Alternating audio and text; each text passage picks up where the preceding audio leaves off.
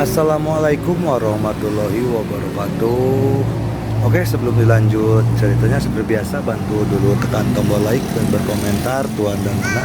Terima kasih sesudah dan sebelum. Bab 1071. Apa yang kau katakan, kehidupan seorang pria tidak lain adalah karir dan wanita. Dapat dikatakan bahwa seluruh hidup King-Chang hanya dihabiskan untuk menekuni seni bela diri.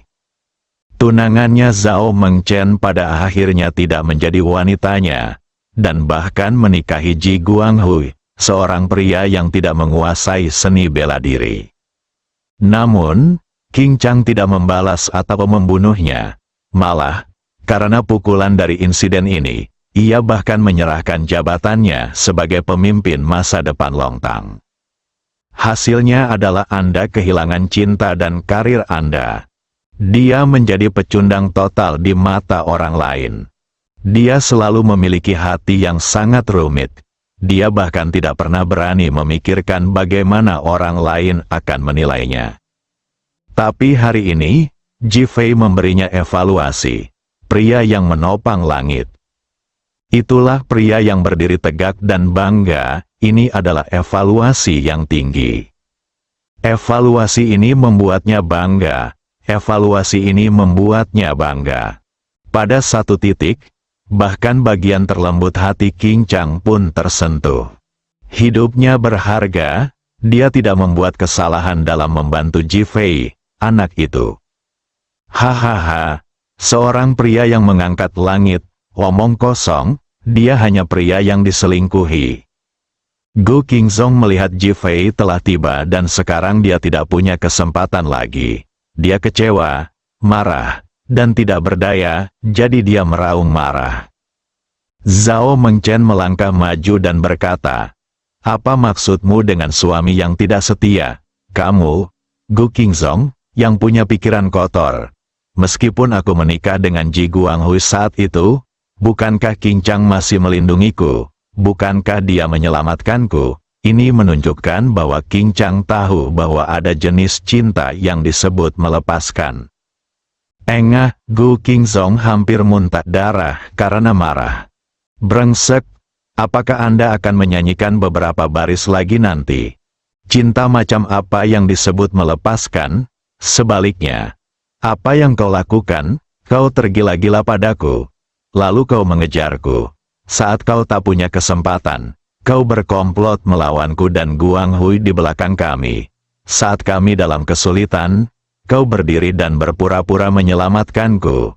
Lalu bertindak seperti penyelamat. Kelihatannya kau telah dengan tulus mengabdikan lebih dari 10 tahun kepadaku. Tetapi apa yang sebenarnya kau lakukan? Wajah Gu Qingzong memucat. Tangannya terkepal erat. Bukankah pengabdianku selama 15 tahun dalam diam bukanlah pengabdian? Kau berpura-pura menjadi orang benar, dan kau ingin aku berterima kasih padamu dan mengabdikan diriku padamu. Tapi tidakkah kau melihat kebaikanmu sendiri? Bagaimana mungkin aku bisa menyukai orang sepertimu? Sialan, kau pantas mati. Gu Qingzong tidak menyangka Zhao Mengchen akan berbicara begitu kejam. Dengan wajah dan raungan yang ganas. Zhao Mengchen melambaikan tangannya dengan tidak sabar. "Cukup, siapa namamu? Sekarang King-Chang dan anakku ada di sini. Kamu tidak dapat melakukan apapun, apalagi menyakitiku lagi. Mari kita selesaikan masalah ini hari ini." Gu Qingzong bertanya dengan dingin, "Berapa skornya? Bagaimana kamu bisa ikut menyakiti keluarga Ji dan menyebabkan keluarga kami hancur?" Gu Qingzong tertegun dan menatap Zhao Mengchen dengan tatapan membenarkan di matanya. Dia tidak menyangka Zhao Mengchen akan menanyakan hal ini. Ji Fei menatap Zhao Mengchen. "Bu, apakah ibu mengatakan bahwa dia juga bertanggung jawab atas pembunuhanmu?" Wajah Zhao Mengchen dingin. "Meskipun Xiao Hongyan membenci ayahmu karena mengkhianatinya, dia tidak sekejam itu. Pasti ada rahasia yang tak terungkapkan. King-Chang pergi untuk melemparkan ayahmu ke laut, tetapi dia tidak membunuhnya, yang berarti dia tidak benar-benar ingin membunuh ayahmu. dua orang yang paling membenci ayahmu dan aku tidak dapat membunuhnya. Jadi bagaimana ini bisa terjadi? Setelah Zhao Mengchen selesai berbicara, dia menatap Gu Qingzong, matanya penuh dengan pertanyaan dan verifikasi. Sudut mulut Gu Qingzong berkedut beberapa kali, dan dia menatap Zhao Mengchen dengan heran. Dia merasa bahwa Zhao Mengchen ini bukanlah Zhao Mengchen yang dia kenal, karena dia tahu terlalu banyak, karena dia mengerti terlalu banyak. Meskipun dia hampir dipermalukan olehnya tadi, dia tetap tenang. Wanita ini adalah roh jahat yang paling menakutkan. Menatap Qing Chang lagi, wajah Qing Chang sangat tenang, seolah tak ada riak di sumur kuno. Tampaknya dia tidak mempunyai rasa ingin tahu terhadap masalah itu, dan tidak ingin mengatakan apapun. Hal ini membuat Gu Qingzong merasakan frustrasi dan kekecewaan yang mendalam. Ia tiba-tiba menyadari bahwa ia telah kehilangan semua semangat juangnya, menyerah, dan bahkan merasa putus asa. Gu Qingzong, ada apa? Kamu tidak berani mengatakannya, kamu tidak ingin mengatakan sesuatu. Melihat Gu Qingzong tidak menjawab pertanyaannya, Zhao Mengchen sengaja bertanya lebih lanjut. Gu Qingzong menarik napas dalam-dalam dan menjadi jauh lebih tenang, tidak perlu mengatakan apa-apa. Zhao Mengchen tertegun. Kenapa? Pemenangnya adalah raja dan yang kalah adalah bandit. Jika aku gagal, lagi pula. Bahkan jika aku mati, akan tetap ada orang yang akan membunuhmu. Apa yang harus kutakutkan? Kamu masih belum puas? Zhao Mengchen bertanya dengan marah. Bersedia? Bagaimana mungkin aku bersedia? Bagaimana mungkin aku bersedia untuk tidak dikenali sepanjang hidupku? Haha, Gu Qingzong tertawa sedih. Ekspresi Qing Chang yang diam berubah sedikit, dan dia menatap Gu Qingzong. Sebenarnya, kamu salah. Tidak ada yang tidak mengenali kamu. Tubuh Gu Qingzong bergetar, menatap Qing Chang. Apa yang kamu katakan? Alasan mengapa kepala aula memilihku menjadi kepala aula naga adalah karena seni bela diri dan kultivasiku. Ia berharap aku bisa menjadi lebih kuat dan suatu hari membantu aula naga untuk membersihkan bahaya tersembunyi yang ditinggalkan oleh pelarian Long Chen Tian. Dan ia benar-benar memiliki harapan besar padamu. Apa? Tidak mungkin. Gu Qingzong berseru kaget dan menatap wajah Qing Chang, mencoba untuk mengetahui apakah dia berbohong. Tetapi kecewa, ini membuatnya tak percaya.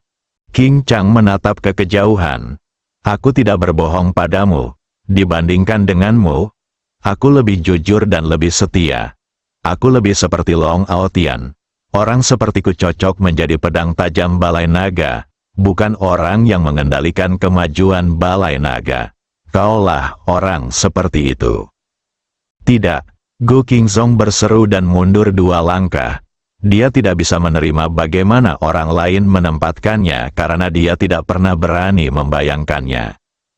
Zhao Mengchen berdiri dan berkata, Gu Qingzong, aku percaya apa yang dikatakan Qing Chang. Gu Qingzong masih menggelengkan kepalanya. Kenapa? Anda telah memimpin grup Chen Fei selama bertahun-tahun, dan telah membawanya dari kelompok yang lemah menjadi kelompok yang kuat seperti sekarang ini. Ini menunjukkan kemampuan Anda, dan itu juga merupakan alasan mendasar mengapa saya bisa aman di balik layar. Di tangan Qing Chang, balai naga hanya akan kuat jika dipegang oleh satu orang, bukan seluruhnya. Di tangan Anda, seluruhnya akan kuat. Saya pikir Master Balai Naga saat itu ingin menjadikan Qing Chang sebagai target serangan lawan, sehingga Anda dapat memimpin pengembangan Balai Naga. Ini hanya omong kosong. Gu Qingzong bergumam dan menggelengkan kepalanya. Wajahnya penuh kesakitan.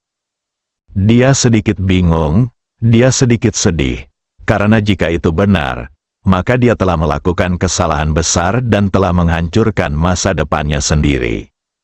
Karena pemimpin Balai Naga menjadikan King Chang bertunangan dengan Zhao Mengchen dan juga menjadikan King Chang sebagai pewaris, maka dia menderita gangguan mental, kehilangan jati dirinya, dan melakukan balas dendam yang gila-gilaan. Jika aku mengikuti apa yang mereka katakan, bukankah aku akan membuat kesalahan besar dan mengubah takdirku sendiri? Dia tidak bisa menerima hasil ini. Dia tidak ingin menerima hasil ini. King Chang tiba-tiba menatap Go Kingzong. Apakah kamu masih meragukan ayah kandungmu? Apa katamu?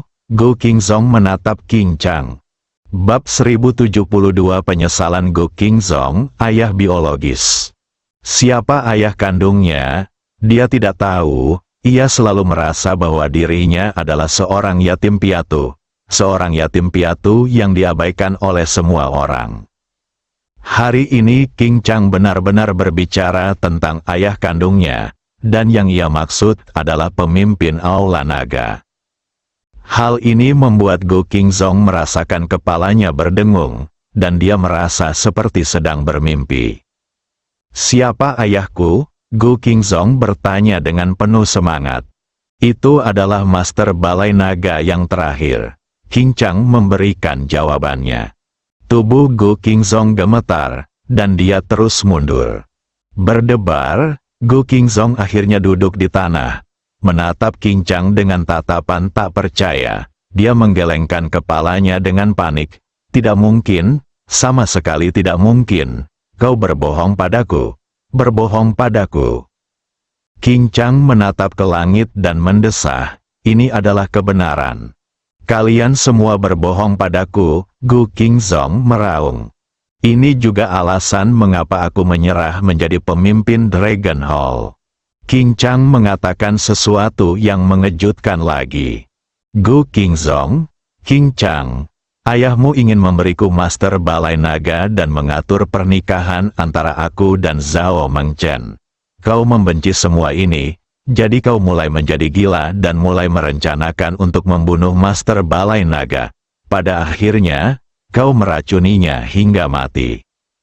Tetapi ketika dia sedang sekarat, dia memegang tanganku dan berkata agar aku tidak membalas dendam dan tidak membunuhmu.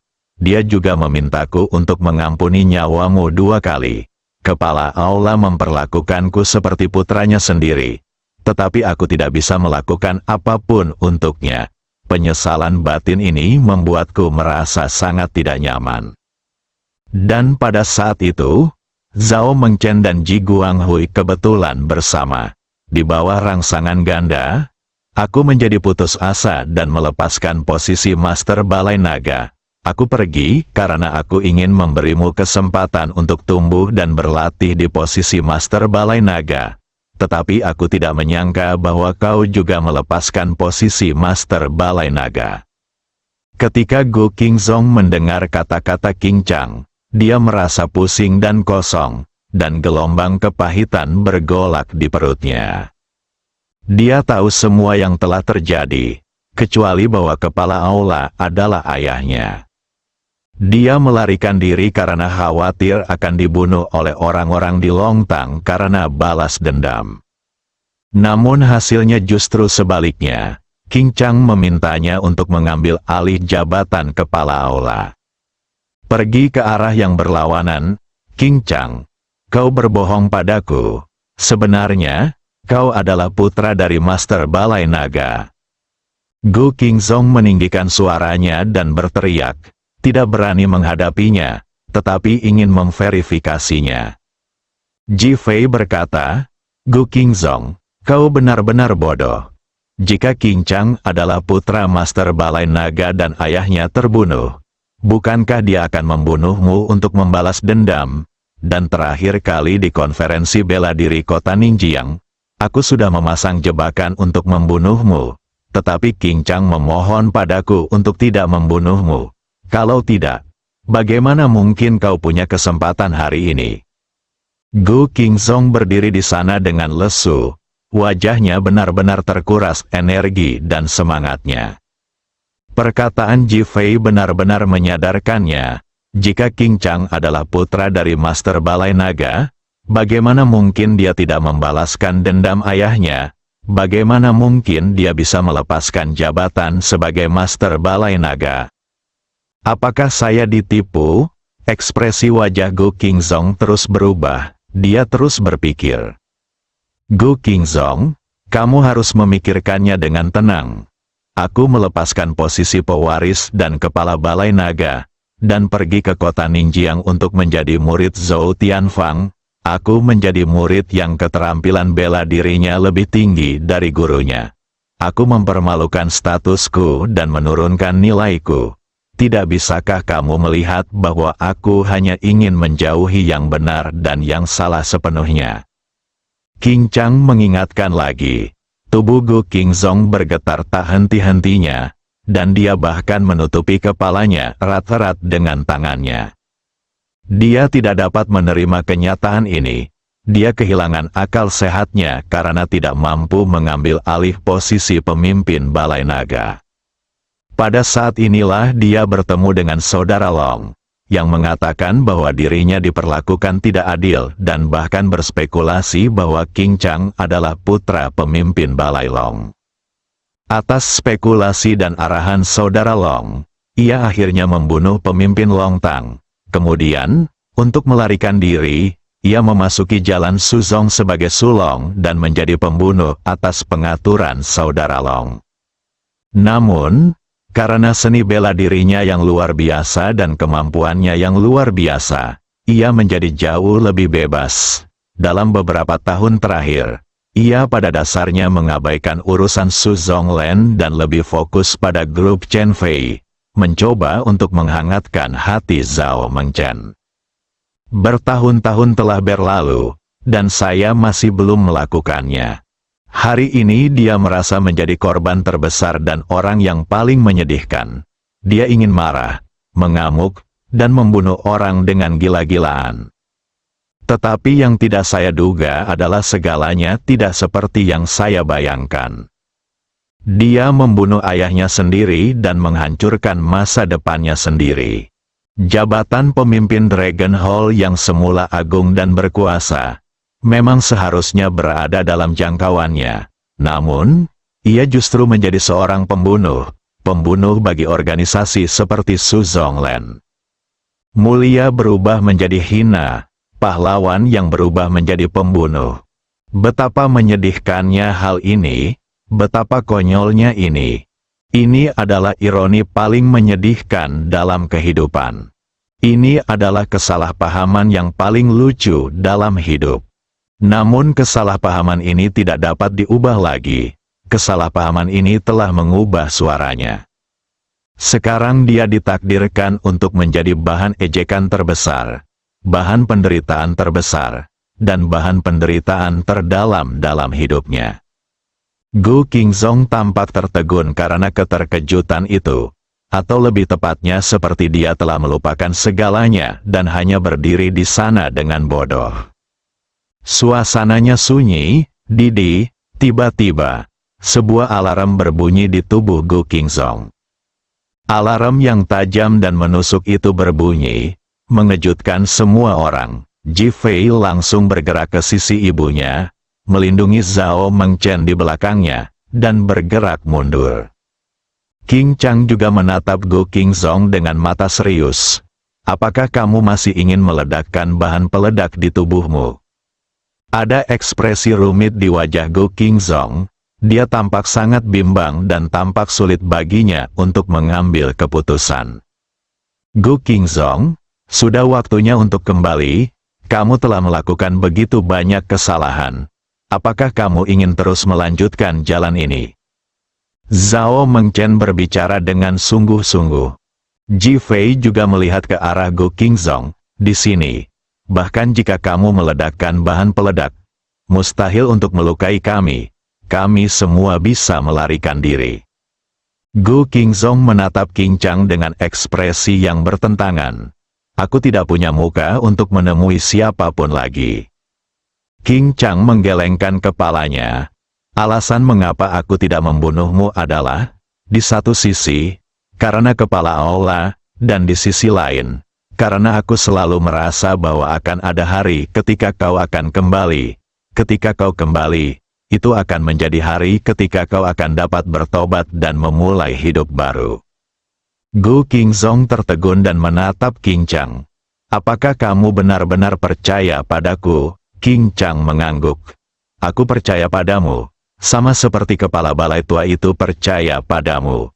Gu Qingzong sedikit tertegun dan tidak tahu harus berkata apa. Karena dia tampak sedang bermimpi. Dapatkah dia dimaafkan? Apakah hal itu masih akan dipercaya? Didi, alarm berbunyi lagi. Gu Qingzong hendak membongkar bahan peledak, tetapi matanya membelalak, bersambung.